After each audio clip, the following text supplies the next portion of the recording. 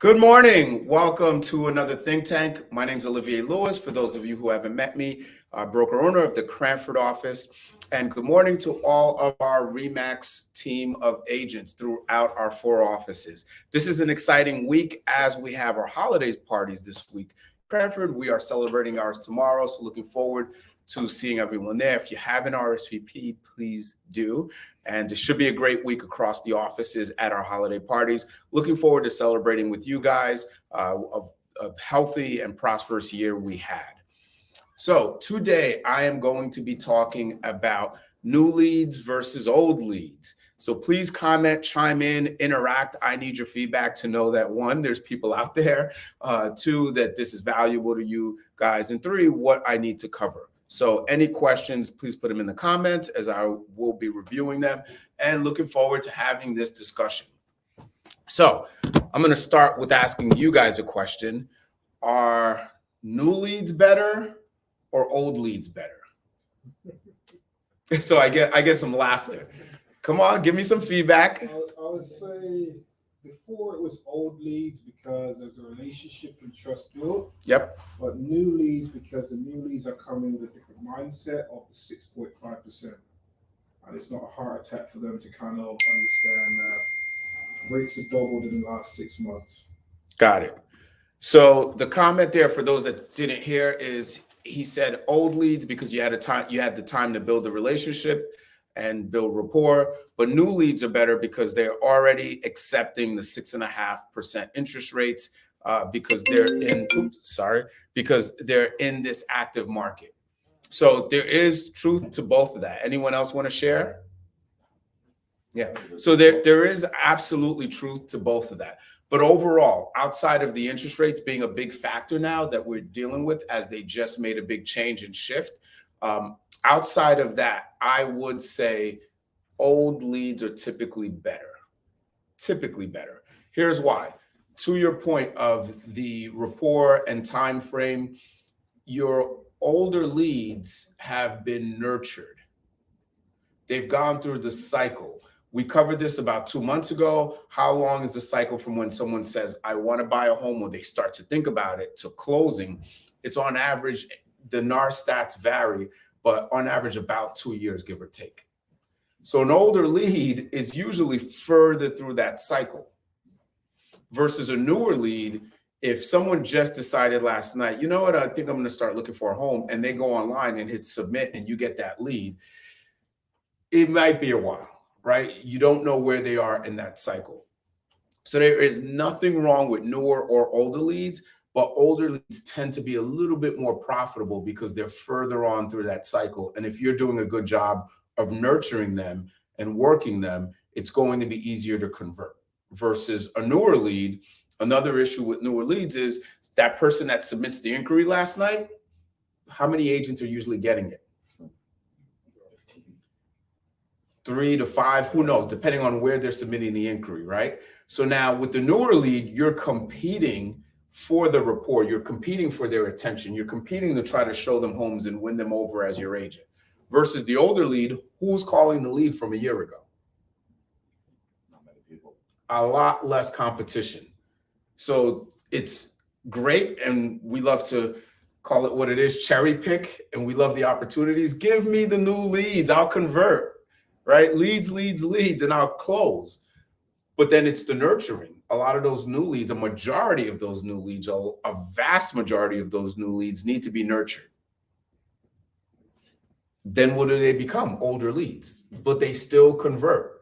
There's an exercise I do with new agents. I haven't done it in a while, but when I was in production, and I never bought Zillow leads, but because I was a listing agent, I got a ton of inquiries.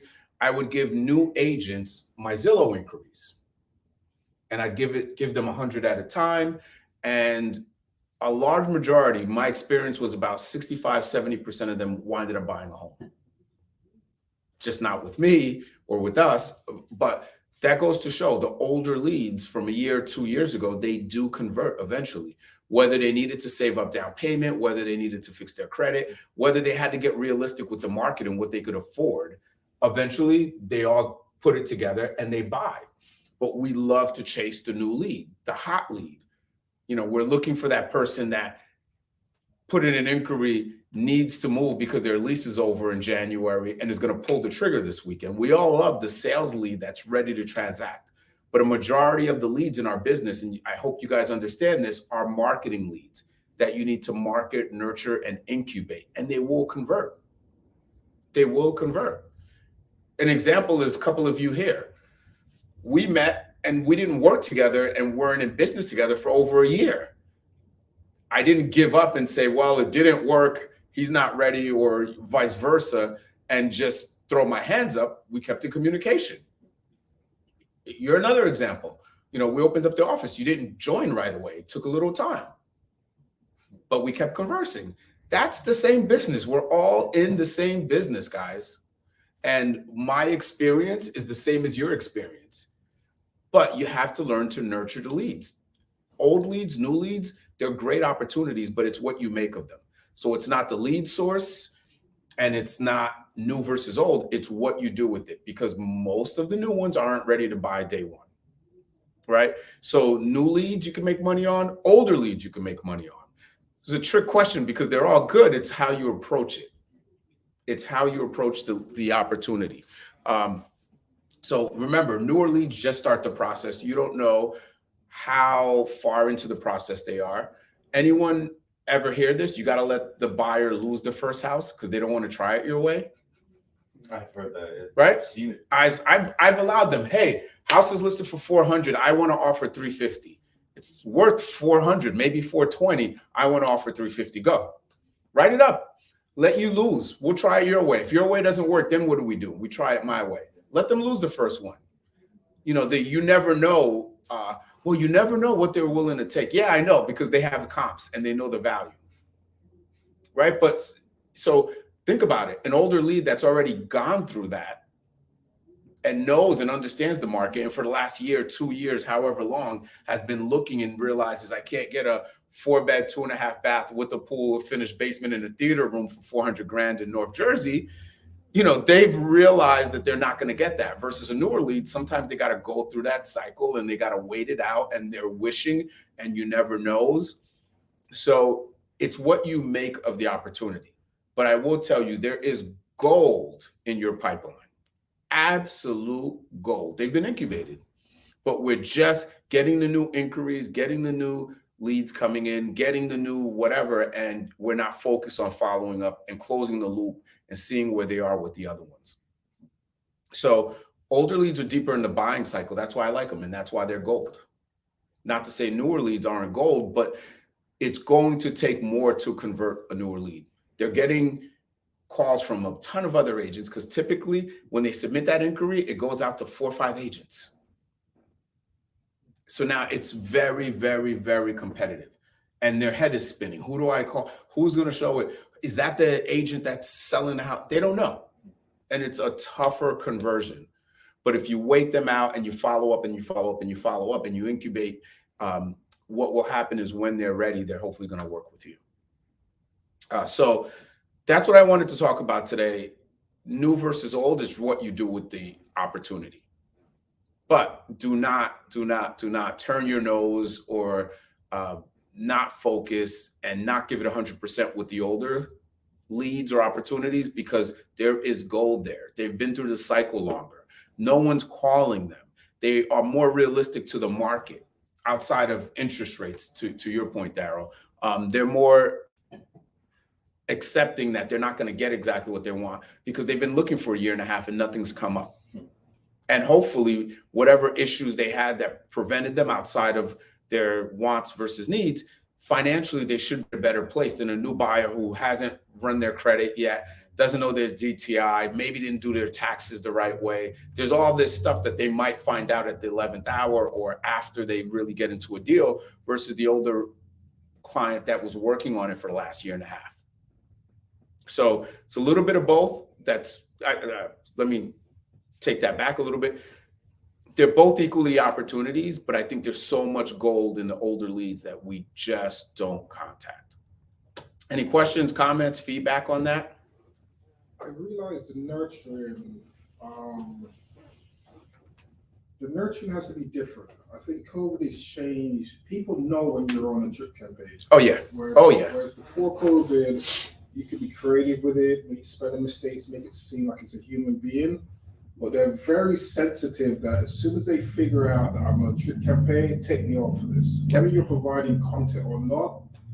So it's now figuring out what does this nurture look like? Because it can't be what it was before with texts, emails, send your property here. They know the bomb. They figured it out. Oh yeah. So I'm in the process of asking customers, like, what content would you like to see and how periodic? Because we're now more than ever being spammed.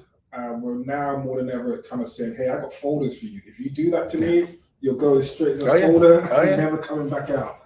So nurturing looks different. That needs to be figured out because the consumers changed through COVID completely. Absolutely. Great point. I have a part-time job as a professional unsubscriber. I as soon as I get an email, I look for the unsubscribe. Right. And that's what the clients realize. When you're getting the same messaging types or the same time and the same delivery, the same format, they realize you're not doing it. And once it's not you, they don't want to speak to a bot.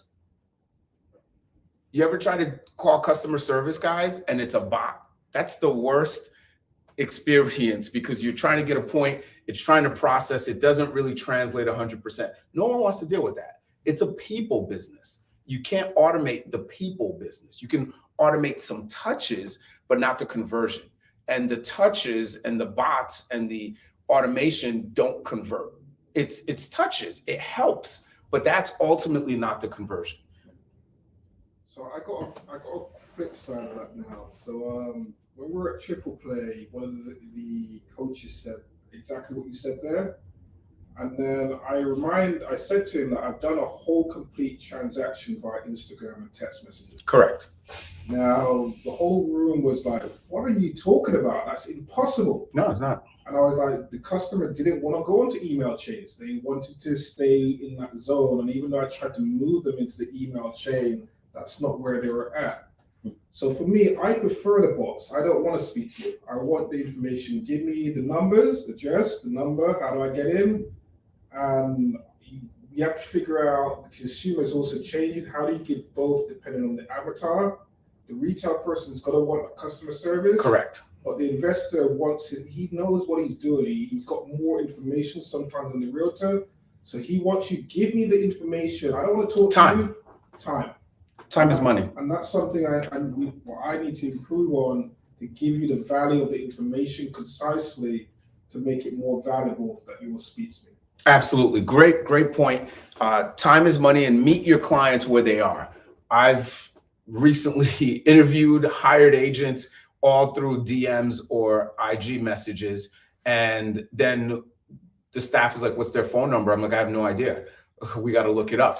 Right. So you got to meet your clients where they are. Some people want a WhatsApp. Some people just want to text.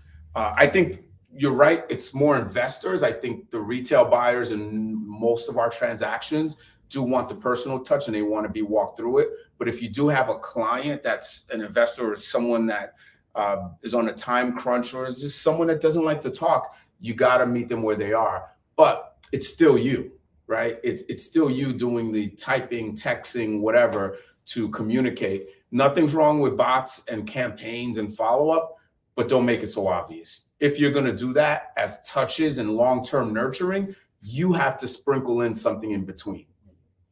And depending on what CRM, I know with KV Core, you can do this. You can sprinkle in emails, texts, and a call.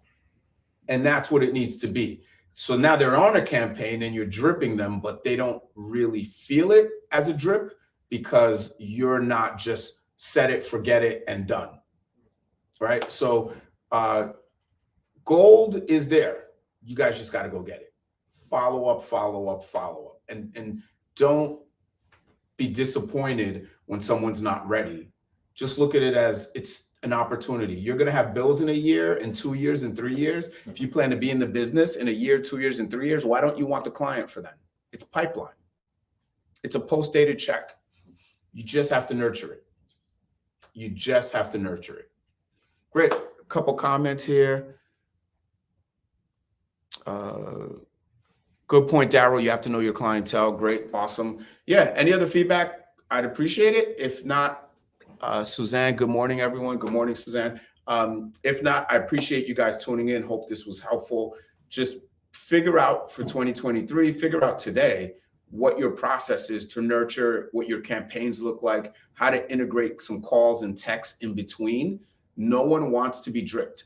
I get tons of emails. I'm a professional unsubscriber. As soon as I get one, I look for where's the unsubscribed, because I don't want to be in someone's campaign.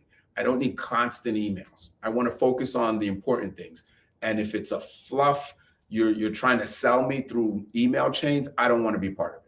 And I think a lot of our clients will feel the same. Not saying that about listings, just your typical drip campaigns. So figure out how to integrate some calls, some texts on top of your campaigns and drips, but you got to make it personal, and you'll convert those people over time. There's gold there. Let's go get it. Happy selling, everyone. Have a great weekend. See you guys at the holiday parties for each offices. Appreciate you guys tuning in, and we'll see you guys next week. Thank you.